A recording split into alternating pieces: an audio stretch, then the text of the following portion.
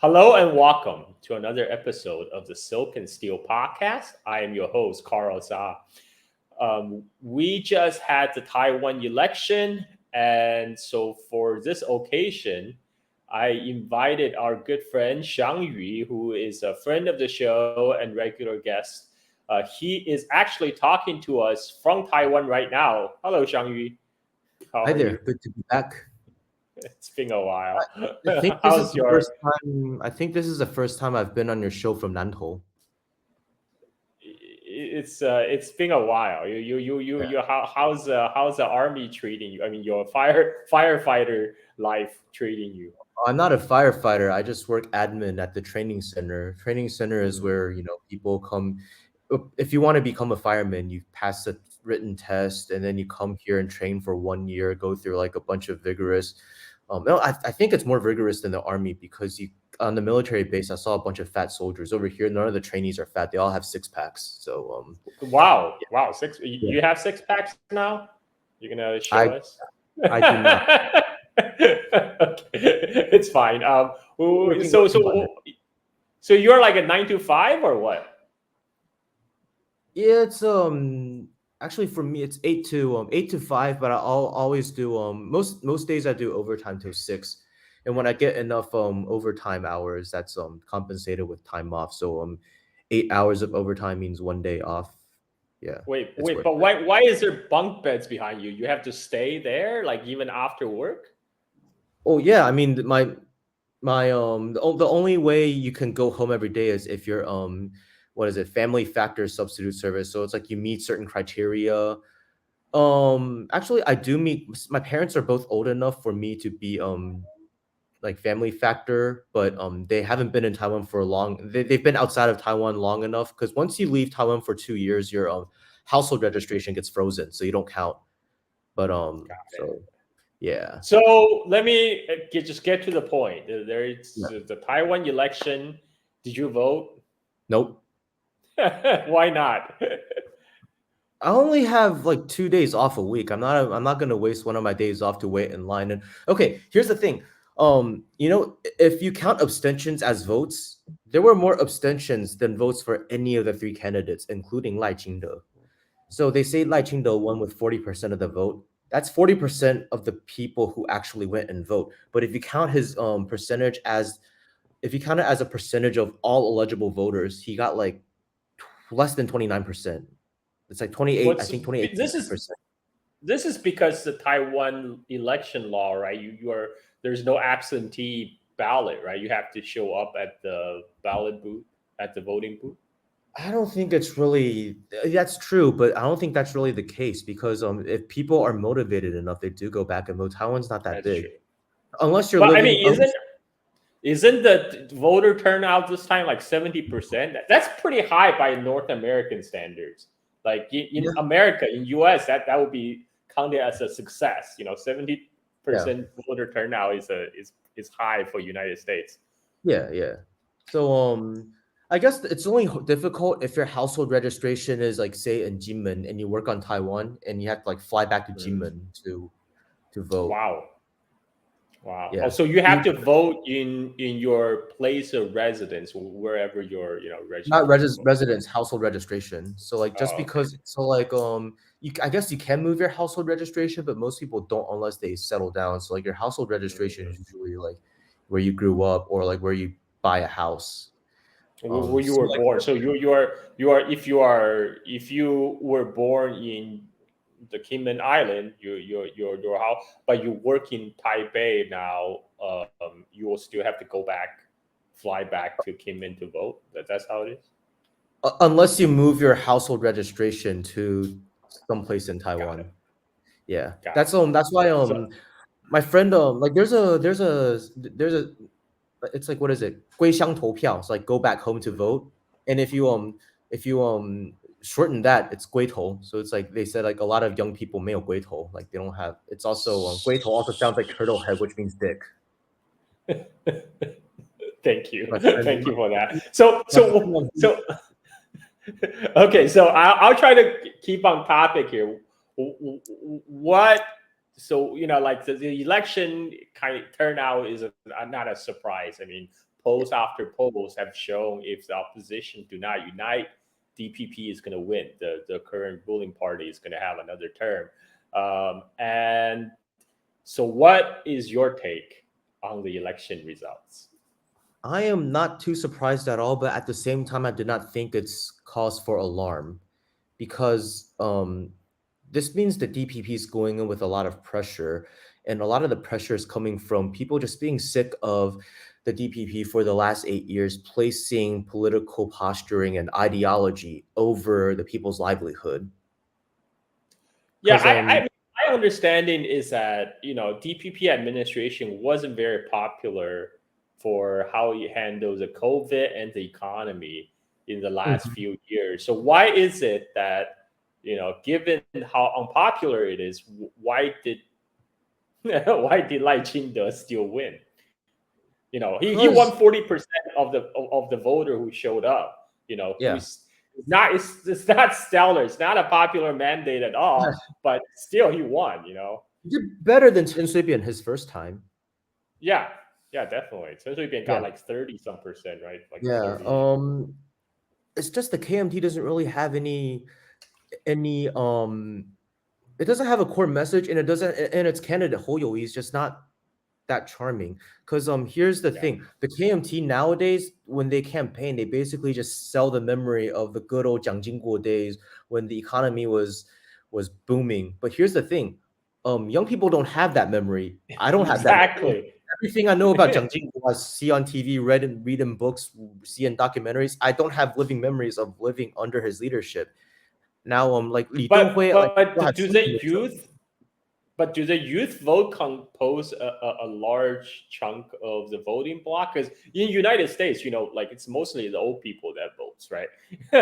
But is there a sizable young voting block in Taiwan that could make a difference? Yeah, the voting age begins at 20, and Mm, you look at the opposition. It's interesting. Middle-aged people tend to skew towards DPP, so they're the ones who grew up in the 70s and 80s. I guess they were mm, around during when the to see the liberalization of Taiwan, to see like the KMT becoming unpopular, and they were there for the when the opposition movement that gave birth to the DPP was taking place. Now, young people are voting for overwhelmingly supportive of Ko Wen-je, who was a third-party candidate.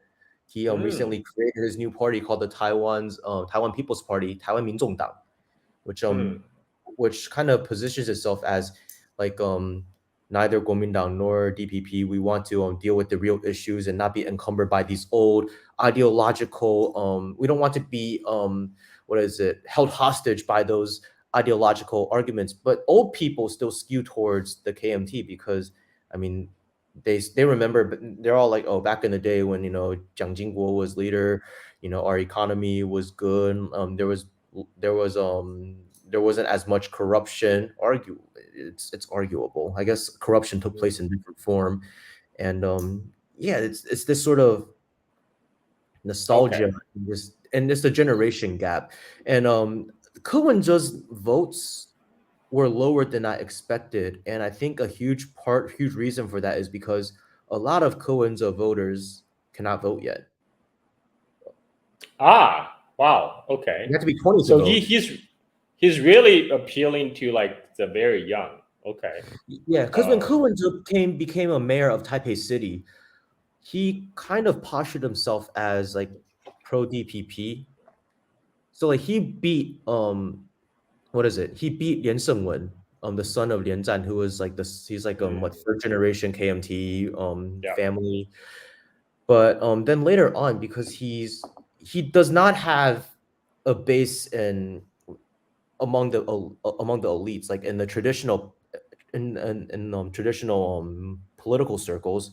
So he has to kind of get supporters from elsewhere. So then eventually people who lean more towards separatism felt that Cohen's betrayed them and started kissing up to the CPC and whatever. So yeah, he does not have the Oh, hardline what is his policy toward, say, like cross-strait relationship? Like, why was he castigated for being as a traitor? because he came out, he started opposing the DPP when it was popular to do Mm, so. But got his it. policy, I mean, it's the same. Like, there's not that much of a policy difference between the three major candidates. I mean, they might have different what's the word, rhetoric, but at the end of the day, they do not accept one country, two systems. They did not want Right. to accept. But the thing is, the KMT kind of upholds the 1992 consensus, while the DPP, as of now, refuses to recognize the 1992 consensus. Though I believe this may change in the coming years. So this is what's exciting about Lai Ching-te leadership. Because remember, here's the thing in Taiwan: if a KMT leader does too much to reconcile with the mainland, they get accused of selling out Taiwan and being Yep. pro-mainland, pro-communist. That's what happened with Ma Ying-jeou.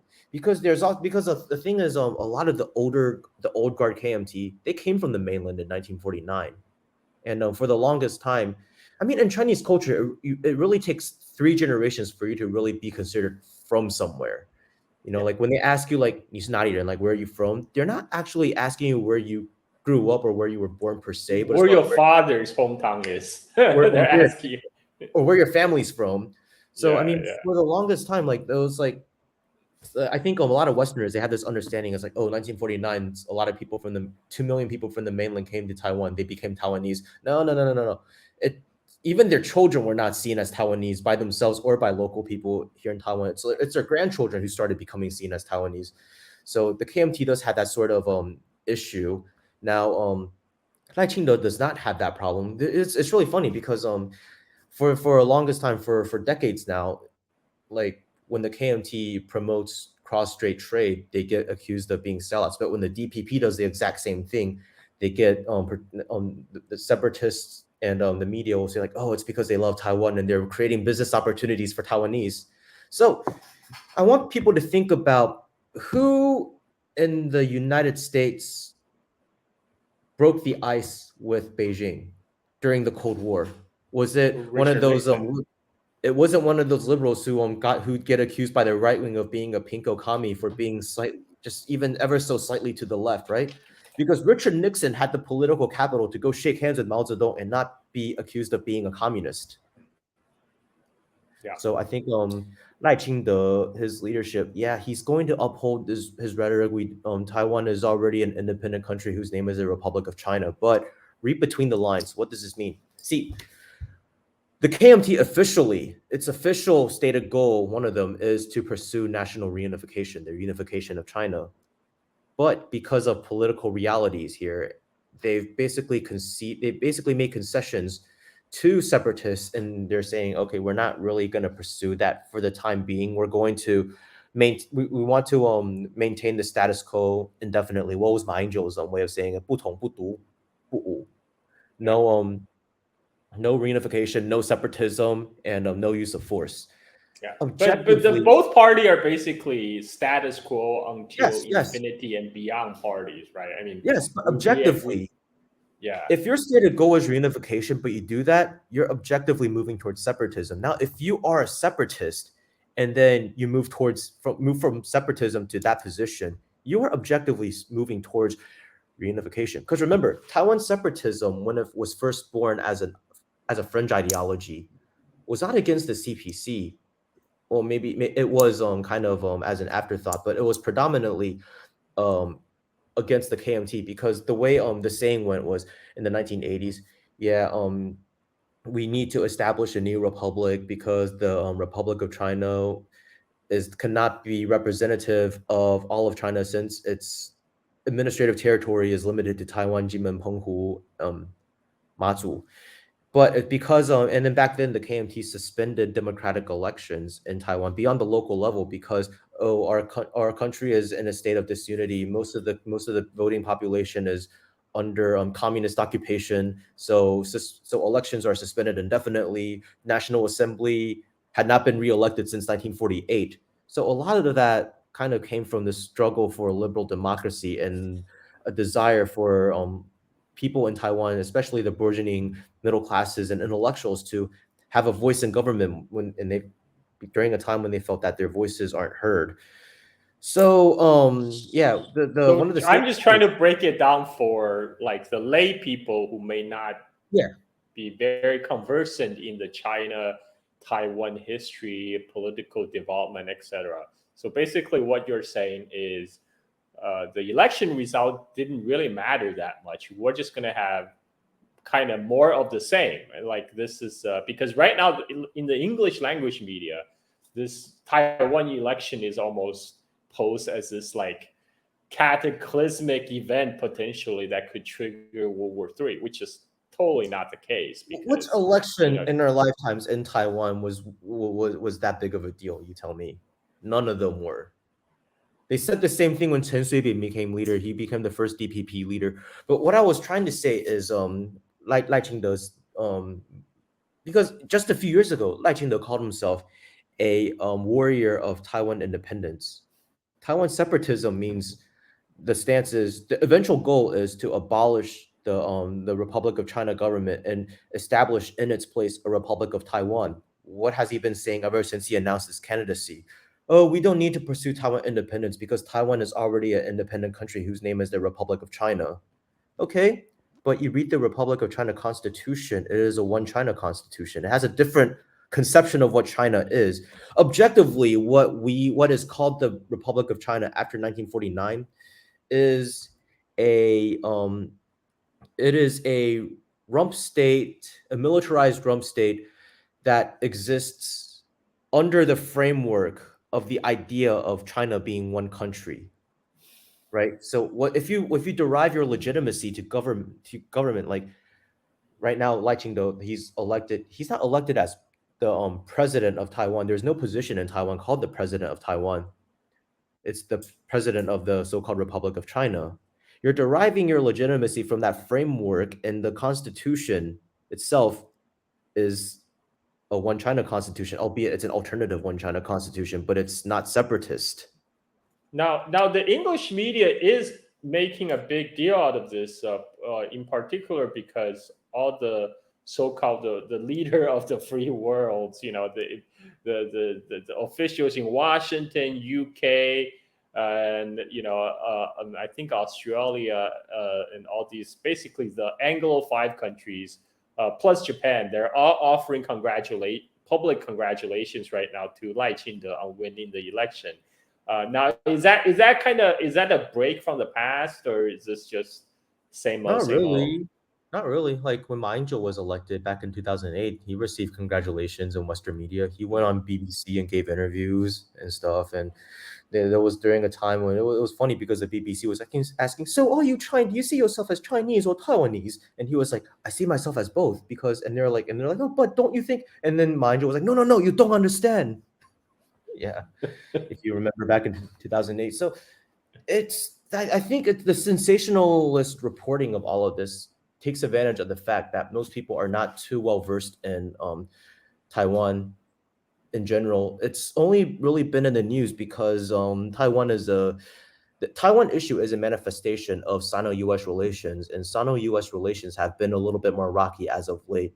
It's not yeah, because it's gotten to the point where China is in a position to actually catch up to and surpass the U.S. in many fields where the U.S. was dominant, and U.S. hegemony is standing on its last legs. I mean, the U.S. is still the most powerful country in the world. Its empire is still, it is still the world hegemon, but it's not the same. It's not at the same caliber as it was just at the turn of the century. So it's becoming a more of a big deal. So I think while Lai Ching-de can be understood as a continuation of Taiwan, which he basically is, basically the international situation and cross-strait realities are pretty different today. I mean, when Taiwan was first elected, when she first entered office, mainland China had not been hit by sanctions preventing TSMC from exporting chips over there.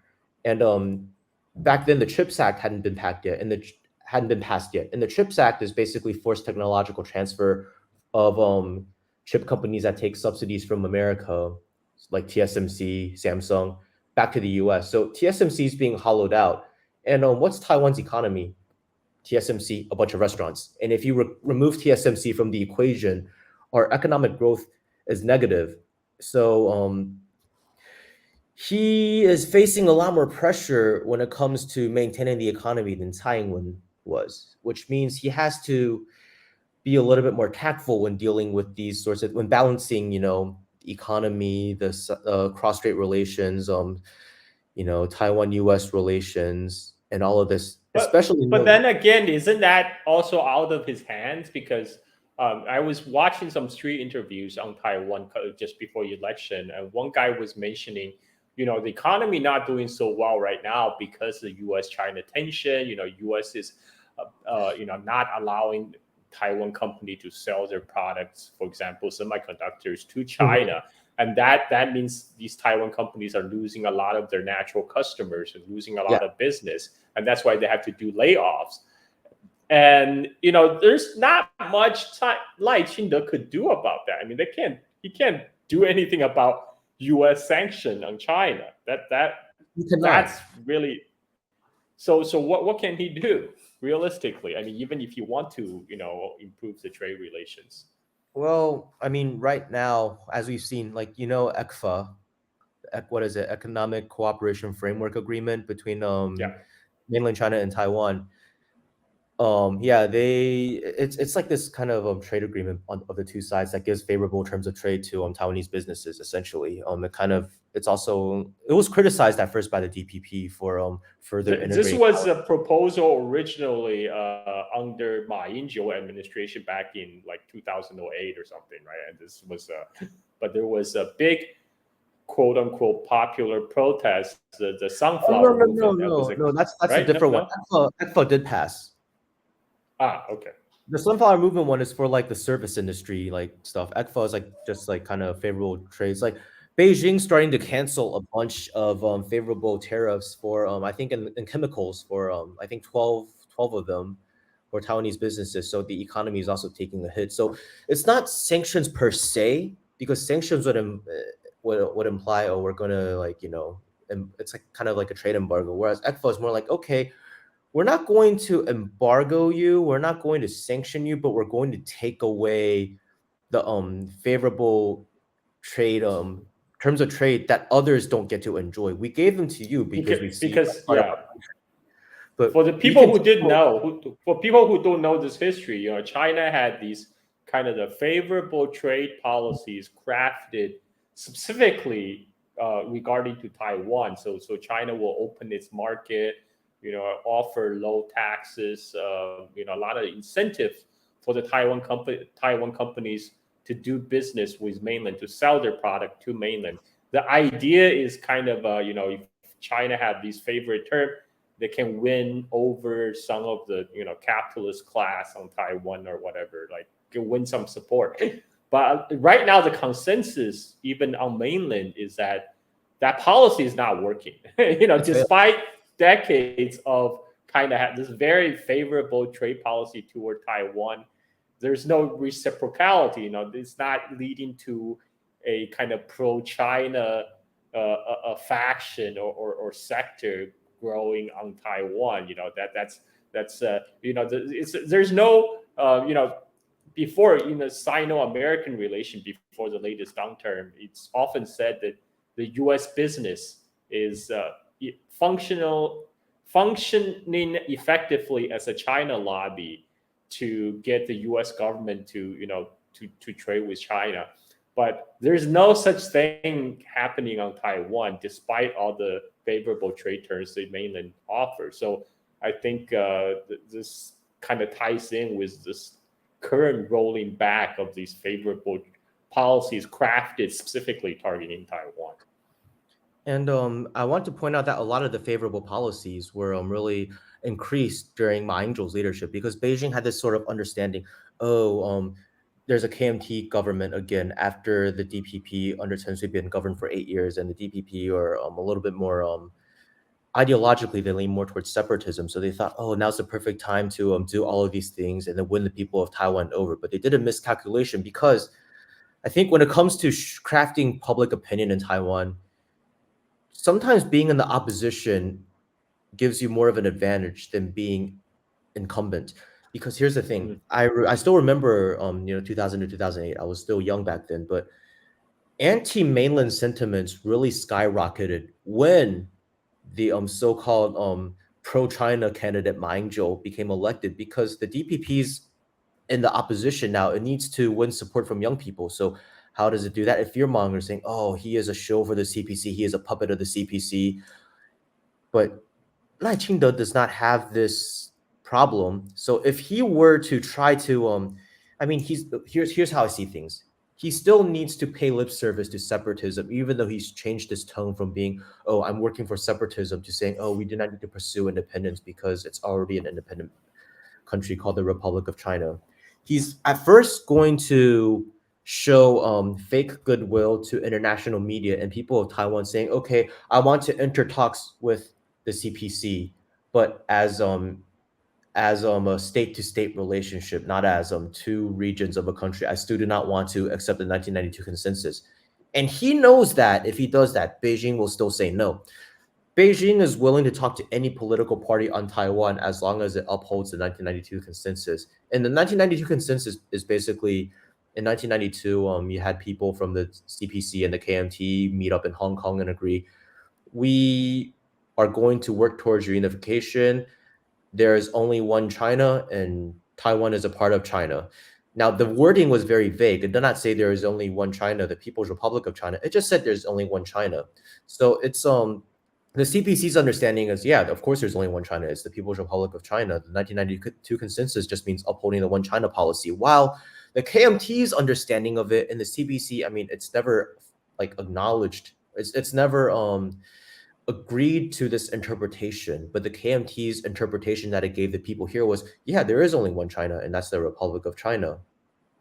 And that was kind of a working framework for the two sides, which the DPP rejected, because the DPP, I think, correctly states that this is a precursor to one country, two systems, and it basically is. If you're working towards reunification, and let's face it, the reunification means Taiwan's going to become a special administrative republic like Hong Kong or in Macau.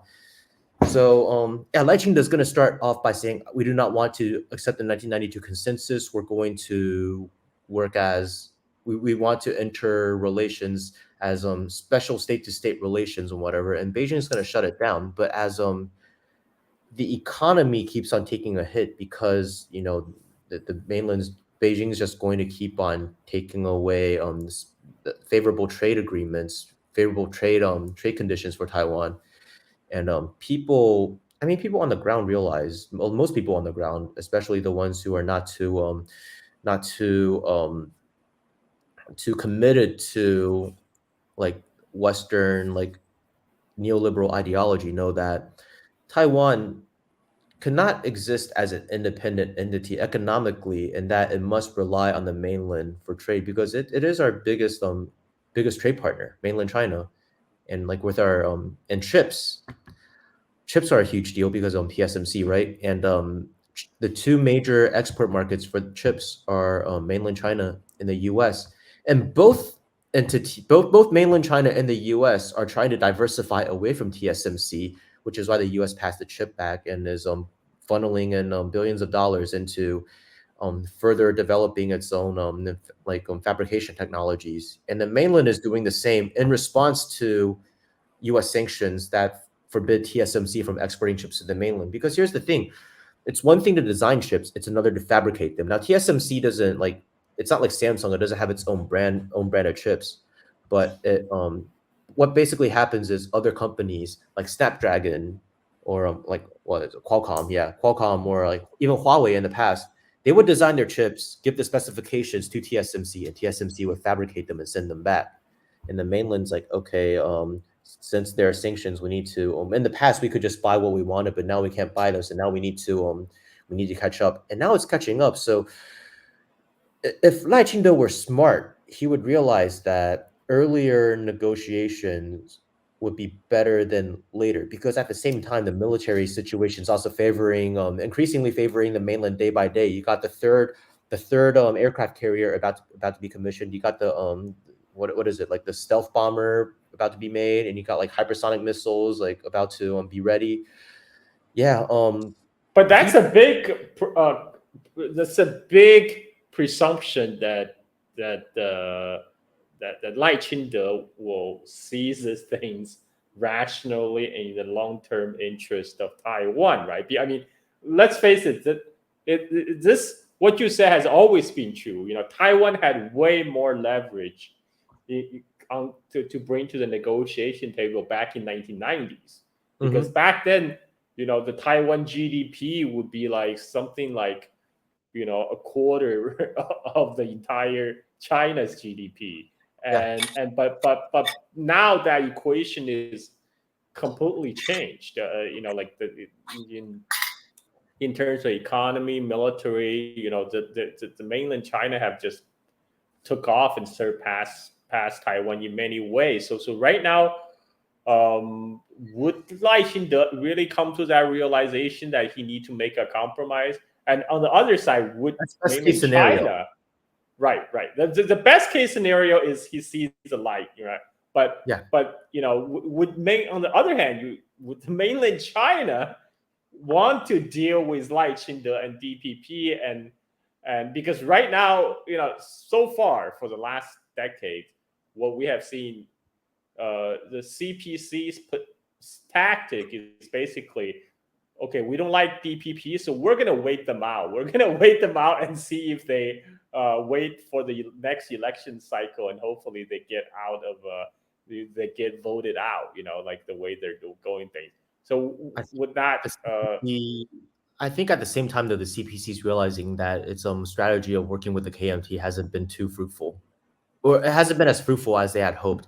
Now, there's going to be conditions for talking with the DPP, and this is the thing. If Lai Ching-te does this, then great. But if not, then it's just the same thing for another 8 years. Okay, cold relations. Um, 8 years? You think he will win re-election? I mean, like it's hard, how many? hard to say. It's Okay, 4 years. Four. 4 to 8 years. Okay. Um, Okay.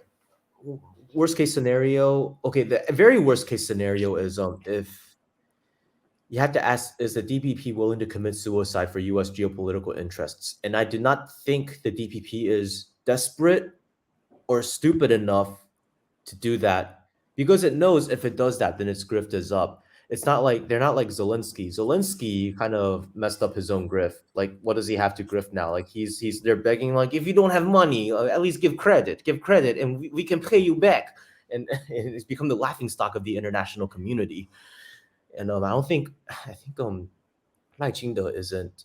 He's not that stupid. Here's the thing. Well, I don't think he will turn Taiwan to Ukraine, right? I He don't think won't. he He will. will He'll not. try. So I don't think so. That's why I'm saying don't be an alarmist. He's not going to do Right, that. right. I don't think DPP is gonna go ahead and declare independence and really risk a war breaking out, because let's The face it, DP, Taiwan issue is really U.S. China issue. Anything the Taiwan administration decide, even on things like a referendum on independence or whatever, they would not have done it, carry it out without explicit approval and backing of Washington. And at this particular juncture, when Washington is already embroiled on a multi-front war and proxy war in Ukraine and in Israel and in Red Sea, I think the last thing U.S. want is to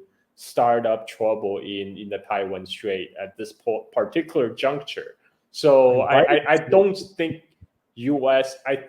I don't think US would even allow DPP to go that far, even if DPP wants yeah, to push the button. which So it doesn't. I mean, Biden told Xi Jinping recently that the U.S. does not support efforts to like Taiwan separatism, right? Now, of course, that doesn't mean that the U.S. is going to give up using Taiwan as leverage against the mainland and using the administration here as a potential source of political destabilization in the region. But that's as far as it goes, and that's the same thing. It's the same. Nothing's changed. So I think mainland would have prefer a KMT electoral victory, because they would have prefer a Taiwan administration that's not committed to have a hostile relationship with Hard mainland. to say. You know, Hard to say. you don't I think? think because Ma Ying-jeou administration, at least Ma Ying-jeou is not really for reunification, but at least Ma Ying-jeou wasn't going out of his way to poke the eye of the dragon, right? Think of it the other way, though. Think of it the other way. With a leader like Ma Ying-jeou in office, like yeah, he's kind of like a chameleon. He'll say one thing, but then he'll also try to make the U.S. happy. If the CPC wanted to cancel favorable trade and stuff, which is one way to pressure the people of Taiwan to pressure the administration towards reconciliation, it'd be hard to do it because he is nominally, anti-separatist. Now, if you have somebody like Lai Ching-de, there's two options. Okay, he doesn't change, and the CPC does whatever it wants in terms of military drills around the area, increasing their frequencies, knowing that nobody's going to do anything about them, canceling favorable trade agreements, or I mean, either way, the CBC wins. I mean, they can do that, and the CBC can just carry out its strategy of what is it, Chongtai, how we say it, to to impoverish Taiwan, right? Like, Yeah. but if Lai Ching sees the light and he says, okay, we want to negotiate with the mainland. Now you can't just say you want to negotiate and keep the DPP's party program, because the DPP's party program explicitly states that the goal, which hasn't been pursued, because this party program was written in the 1980s before it ever went into office, so it never had to deal with real politics. It's a bunch of idealism, but it said like its goal was to abolish the ROC and establish a Republic of Taiwan, which is the CPC's red line. Like, yeah, we don't recognize the Republic of China, but as long as the framework is, as long as like it stays that way, it's like, okay, we recognize it as like Taiwan as a renegade region within our country. But if you get rid of that and you declare independence, then that's you saying you no longer want any part of China, and you're trying to formally separate yourself from China, and that's the red line that cannot be crossed. So Yeah, I don't think DPP will cross that red line, but it I won't. think It won't. See, so. a few years ago, I thought if you look at Tsai Ing-wen's leadership, what are her policy successes? Right, I think her major policy success is just making Taiwan more visible in Western media and getting more people like that fat fuck Drew Pavlov to Yeah. care about But Taiwan. that's not even her effort. That's part also mostly because of Washington's shift stance toward China. Yeah, It's more, it's yes, Tsai Ing-wen did try to do her best to raise Taiwan's international yeah, profile, but it's really because of Washington's changed perception of China and its changed yeah, stance toward China that allowed that to happen. yeah. So Good point. again, yeah. I think so. What you're saying is what we're kind of talking about this in kind of circles. What we're really saying is the Taiwan election didn't really change the equation at all. So we're just going to have a continuation, basically, of the Tsai Ing-wen era of the cross-strait relations I with think DPP. Go ahead. I think what is interesting though is, let's not look at the leadership. We look at the Yeah. like if we look at the parliamentary elections, that's where things get interesting. I So, think it's but not safe KMT didn't win a super majority. They just have more. They had like what, one more to seats go than more than the DPP. 52 to 51, and the rest is TPP. I think there's 8 seats for TPP, and then there's like I think like a few seats for no party affiliation. But the important thing is New Power Party, 时代力量, and the Taiwan State Building Party, 台湾激进党, both won 0 seats. Taiwan State Building Party is like the hardline separatist party, and the New Power Party is they're basically separatists. They're kind of like what the Squad in the Democratic Party in America is, but as its own, nominally as its own party. It's like the Baizuo faction of the DPP, that that's a little bit more on paper more like semi-socialistic center left, and we want to push for more social justice stuff, and we also want Taiwan independence. Yeah, they got 0 votes, And because neither the KMT nor the DPP got super majority, it gives Ko Wen-je's party, the Taiwan People's Party, the role and tiebreaker of who gets to become the next head of parliament. Yeah, and it's still in the air. We do not know what the results will be, but that means there is a shift. That means I'm willing to go as far to say Taiwan separatism as an ideology might still exist in people's hearts, but as a movement on the ground, it's dead. For sure, the nail's in the coffin. Hmm. That's interesting perspective, but it kind of makes sense. I mean, like what right now, most people would just be fine with the current status quo. I Mhm. don't think they really want to risk endanger the current status quo in Taiwan by going further to on the path toward independence, because it's no Yeah. there's no it's very diminished return. There's diminished return.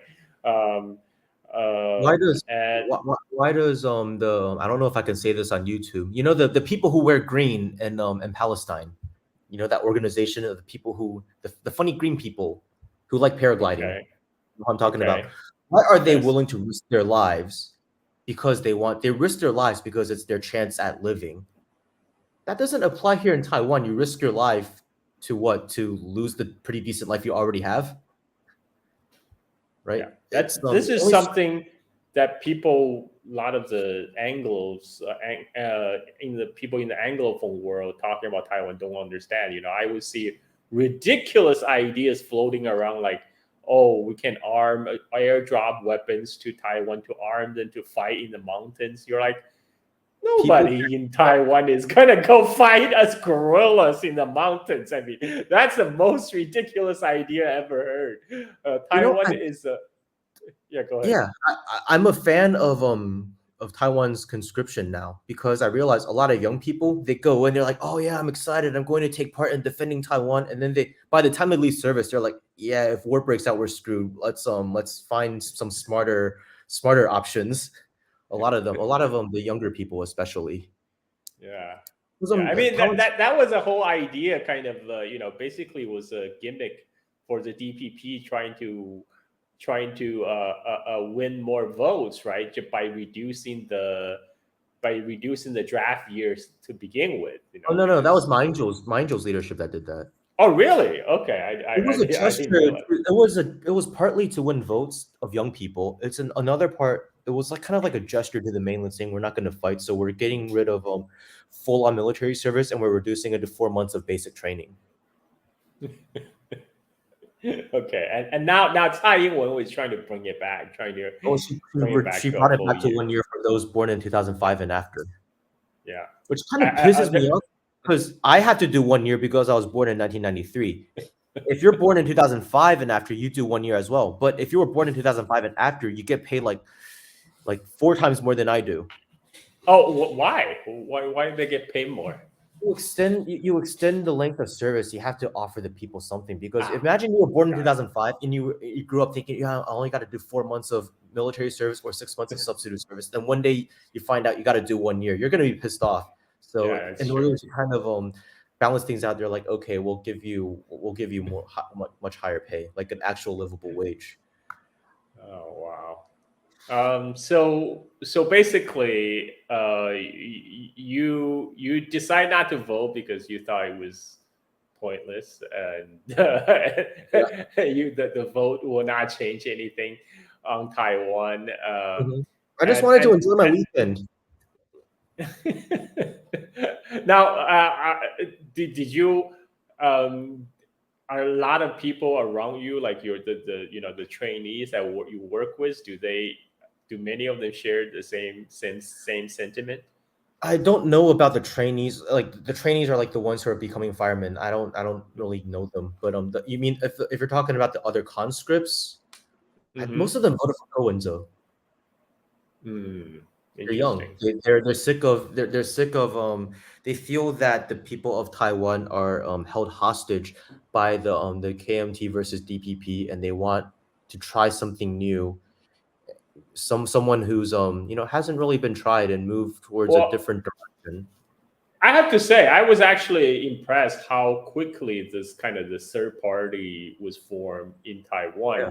like which is something we would not see in United States. I mean, the closest equivalent was like Ross Perot back when during the election that got Bill Clinton first Yeah. elected, and there hasn't been anything since. There hasn't been anything like a third party independent, viable third party independent party I think candidate since. yeah. See, the fact that Kowenzo won 20 some percent of the vote, I think he got a higher percentage of the vote than Lien did in 2000. Oh wow. Because here's the, or maybe about the same, but here's the significance. There have been other third parties, but like the third parties that actually had a chance of winning, what Qinmingdang, Xindang, they were all breakoffs from the KMT in the 1990s when Li Denghui, who represented the liberal faction of the KMT, kind of just steered that party in a direction that they did not like. Whereas Kowenzo's party was actually just like he's not cut from the KMT or DPP cloth per se. Yeah. He kind of aligned himself with the DPP when he was running for mayor, but then when the DPP became unpopular, he was aligning himself with voices opposed to the DPP. Ah, So okay. yeah, he's a That's wild card. yeah. He's an interesting guy. That's interesting. This is a potential third path emerging on Taiwan, and we'll just have to see because either DPP, KMT, taking over Taiwan administration, they still have to largely toe the line of the United States.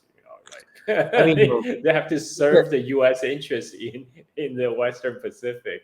look at 2016. Before Zhu Lilun became the candidate for the KMT, who did everyone think would become the candidate? Woman. Remind me. She's a woman. Remind me. Oh yeah. Ling Shouzhu. Right. But she was deemed a little bit too pro-China by the US. Basically, if you want to be Ah, on the ballot in America, you go to America for what's essentially a job interview, and if they don't like you, they'll kind of basically signal that they don't want that. That's why it was really funny. And I saw this one YouTuber, this like Taiwan political YouTuber, I forgot his name, but he went to interview the head of the AIT, the American Institute in Taiwan, which is the de facto embassy here, also basically the CIA base.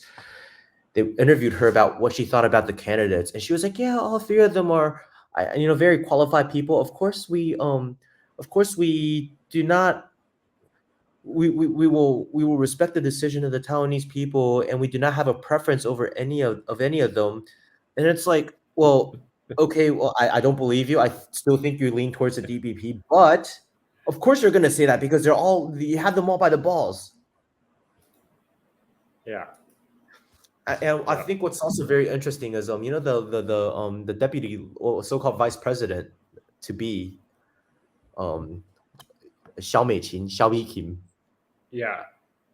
Um her background is very interesting because let me pull it up. I have it typed out because this is Her mother is American, right? I mean, actually, she yeah. doesn't she have American citizenship until very recent. She, I she mean, renounced it. She I mean, renounced it, I think. yeah, but so also she publicly renounced her American citizenship to run in the Taiwan election. Yeah, you have to. Okay, Um, okay, but I mean, if your mom's already a citizen, it's probably not hard to just get it back afterwards if you yeah, want it back again, right? Let me yeah, see. So when I mean, so it's I'm not too alarmed because it's basically the same thing. This it's just a little bit more unmasked, like the relationship between the Taiwan administration and the U.S. But I mean, she used to be the so-called ambassador for Taiwan to the U.S. And back when the CSIS was calling for sanctions on TSMC if TSMC did not speed up its Arizona fab, Xiao Kim did not say anything. And when the U.S. passed the CHIPS Act and started hollowing out TSMC, she also remained silent. So I mean, who does she really work? I don't believe she's but a bridge between the people of Taiwan and America. Now I'm just trying to pull up her work background. I tweeted about it a while back. To skim She's a bridge, but she's a one-way bridge. one-way bridge, She takes the bridge. orders. She doesn't provide feedback. She is, yes, she's also a bridge for the elites because Right. yeah, let me see. Yeah, I saw a tweet. Somebody, some of those popular accounts said, "Oh, look at the Taiwan's vice president candidate.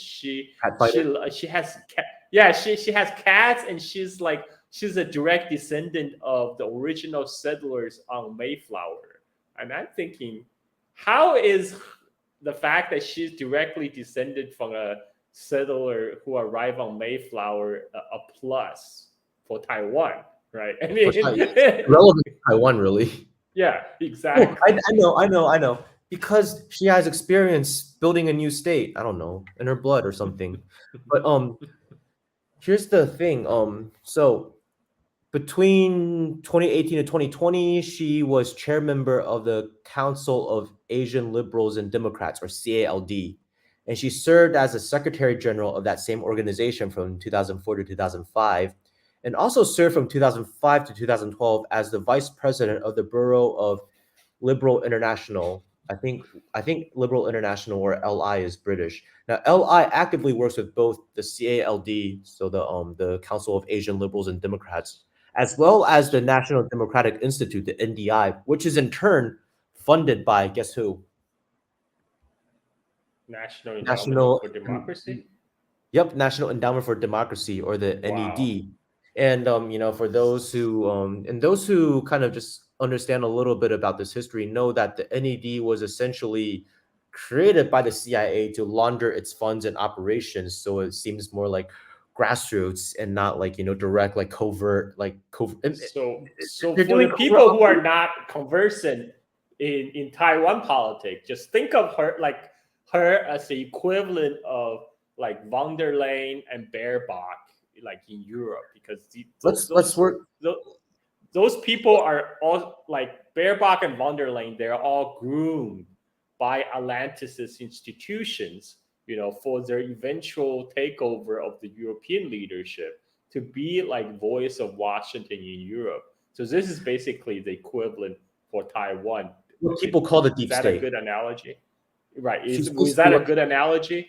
Yeah. So and then when the NDI decided to open a representative office in Taiwan with alongside its sister organization, the International Republican Institute, Xiaobi Kim tweeted, as important international NGOs, their offices will further connect our civil societies and be a significant voice for advancing democracy in the region.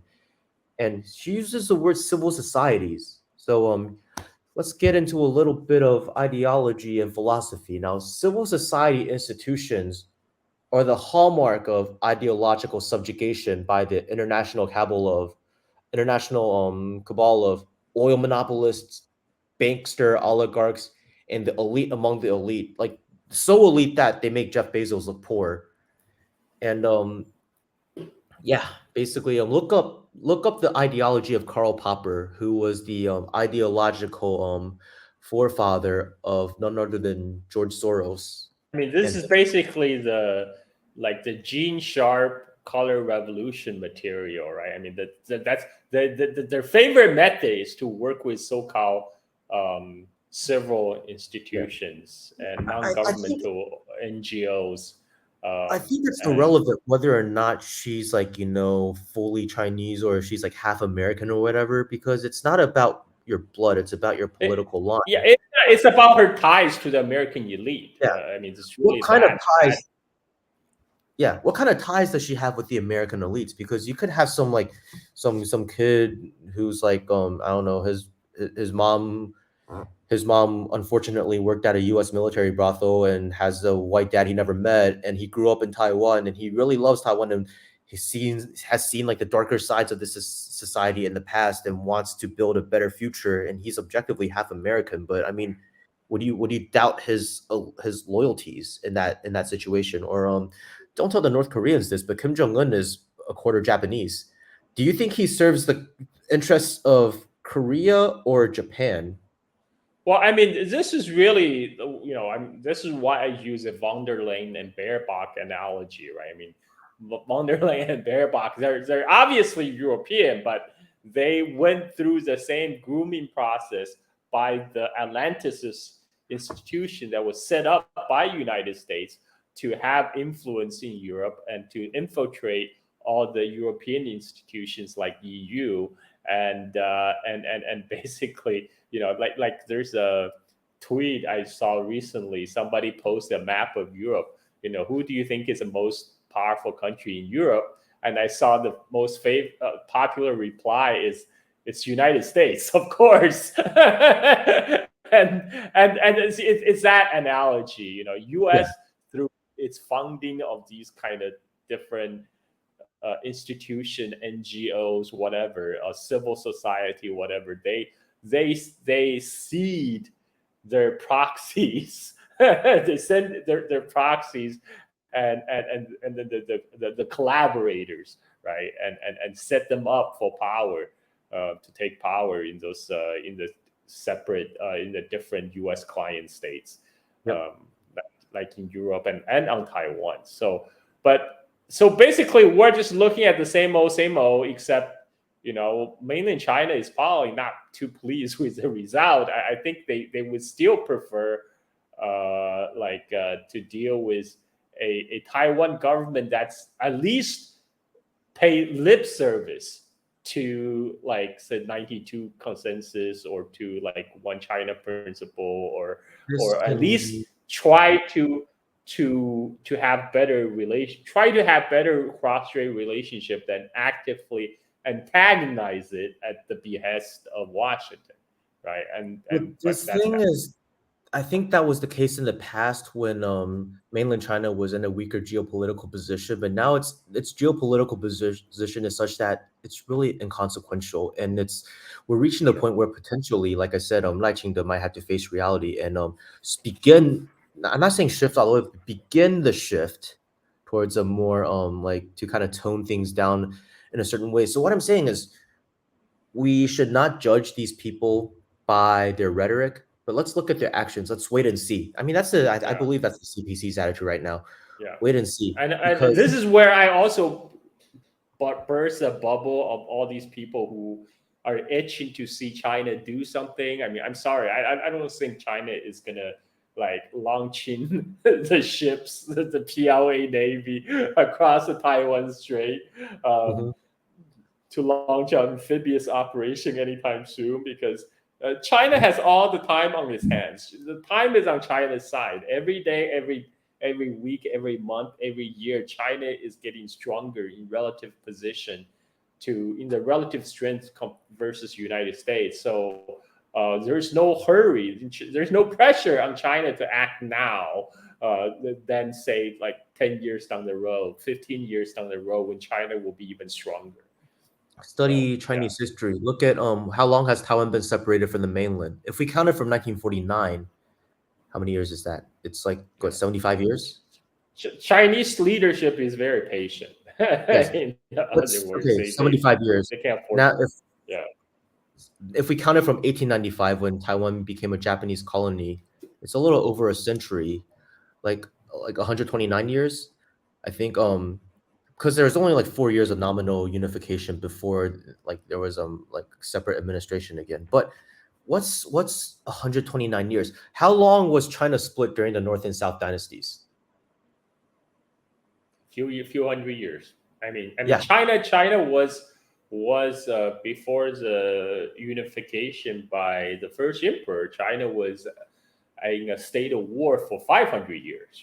Like yeah. there was 500 years of of of, of, of disunity. So I mean, but China always comes together, like the opening line of the Romance of Three Kingdoms. Um, Empire long divided must unite. So I think United long must yeah. divide. 话说天下大事嘛. It's like the Great strength under the heavens. Oh, by the way, Yes. since we're here, I was wearing my uniform before. So our uniform, we had to wear black shirts underneath our uniforms, right? Uh-huh. And whenever sometimes we get visitors from AIT and I translate for them, but whenever they come, I always wear this shirt. Well, about half of those people can't even read, I bet. No, but it makes me feel good. Yeah, that's nice. That's nice. Yeah, For people who don't can't read Chinese, it says China. yeah, Good job. Good job, Sean. yeah. All Anything right. else you want to Well, cover? Because I think it's no, I I think know this episode is not that exciting because to be honest, yeah. it's just not that it's not. Truth is boring, guys. I'm sorry it's not exciting as the big like in the eternal words of former Chinese President Jiang Zemin, right? 不要总想搞一个大新闻，你们不要总想搞一个大新闻。Don't always try to make a big news. The truth, the reality is boring. Is that China will continue to rise, and the time is on China's side. So we're just gonna continue to witness the continual rise of China, and Taiwan may stew in its own kind of stagnation for a little while, and I don't think there's much that U.S. can do at the moment Yeah. to One thing I do want to seriously add. ups. Yeah. One thing I do want to add though is like I see a lot of new news, English language news about the elections, and they're like, oh, the Taiwanese voted overwhelmingly for this, and it's a vote against Beijing or whatever. But it's like most people around me just like it's just another day. Like no few people today have talked about the election, and in fact, most of the people I'm not talking about the conscripts. Actually, most of the conscripts I'm with are for Kowenza, and a lot of the other like people I work with in the office, they're just like, yeah, they don't like the DPP, and they're not thrilled that Lai Ching-te won. But then it's like, oh well, just another just business as usual. Yeah. Yeah. Lien doesn't have a popular mandate. I mean, with 40% of the voters who voted, I mean, that's not a popular But I will say mandate. this: Go Lai ahead. Ching-te did something that kind of pissed me off back in 2009. Okay. That's 2009 was the year my grandfather passed away, and my grandfather like got stroke in 1985, so he hadn't been able to talk from 1985 to 2009, and needless to say, he wasn't involved in politics after 1985 and stopped working because he couldn't work, and also because my uncles like became adults and could support him. But yeah, I guess that was around the time when Lai Ching-te announced his candidacy for Tainan City Mayor.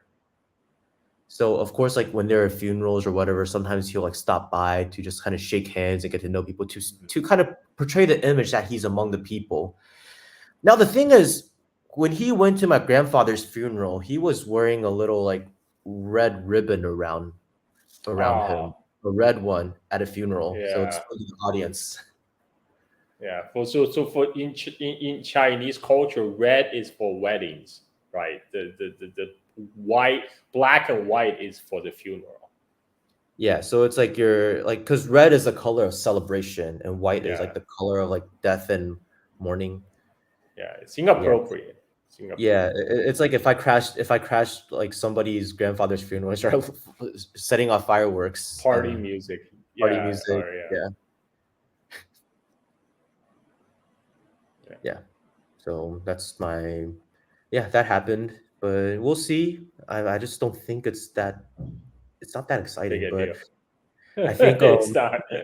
be optimistic. Hey, this Lai Ching-te's victory in the future of the DPP, when, as I said, Taiwan separatism as a movement is dead. As an ideology, remnants may still exist. It's kind of like the Republic of China.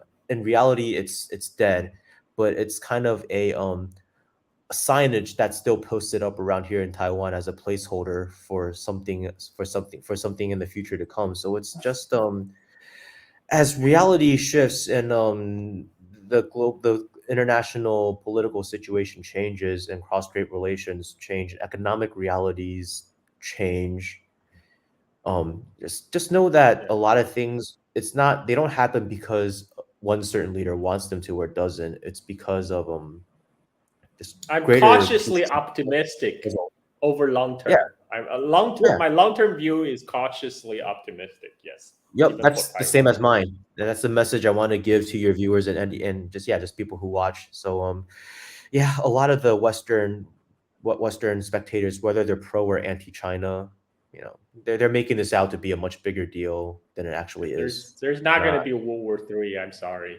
It's not going to be yeah, the Fallout universe coming of the Fallout universe. So EPP is not as yeah, desperate or stupid as Zelensky to make what happened happen. I mean, yeah, the thing about Zelensky is he didn't really have much of a support base in Ukraine, yeah. so he had to like kind of pander to and different and and factions. with what's going on in Ukraine right now, that's visible to everyone, and with Washington about to kick Zelensky off to the curb, I don't think anyone is eager to follow his footsteps at this point. Yep. Yeah. Well, Yeah. that's an hour. We Yep. this is just the 1 hour. I think this is a good wrap up for our views on the Taiwan election and the breakdown and its impact. And any last words you want to share with us, Xiangyu, before you take off? Not much, but if you find this insightful and you haven't heard of me yet, you can follow my Twitter down over here. And I will be releasing my album this year if all goes to plan. So you can follow my social media. You can look at the link in my Twitter bio for all of my Yeah, other stuff. what's for the if the people don't read the descriptions on my YouTube, just tell them right now where to find you. It's right over here on Oh, Twitter. okay. Good job. So yeah, at Okay. not Xiangyu. Because my old Yeah. account was banned previously, so I had to make a new one. But Yeah. then that account is back now, but it's got less followers, so that's my backup account. Okay. All right. Yep. Well, thank you very much, Shang Yu, for joining me to break down the Taiwan election results for the English-speaking audience, Mhm. Yeah, thanks for and having me on. thanks for everyone for tuning in. Until next time, bye bye.